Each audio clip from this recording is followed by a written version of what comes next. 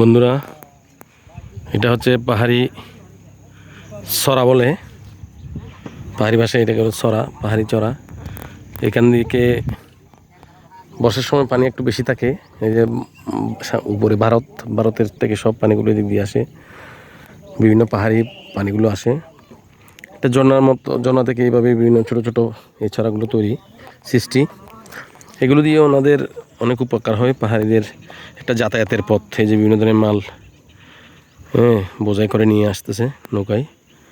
এটা তাদের একটা যাতায়াতের মাধ্যম। অনেক ভালো, সুন্দর। এই যে নৌকা চলতেছে।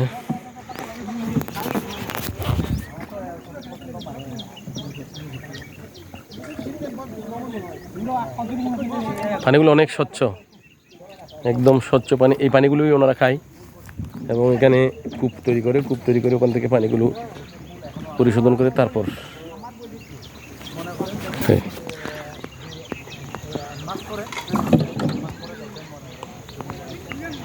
আমরা এখন আছি অলমোস্ট ভারতের কাছাকাছি, ভারত সীমান্ত।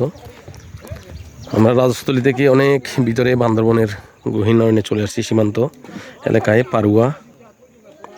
এরপর আছে সাইসল।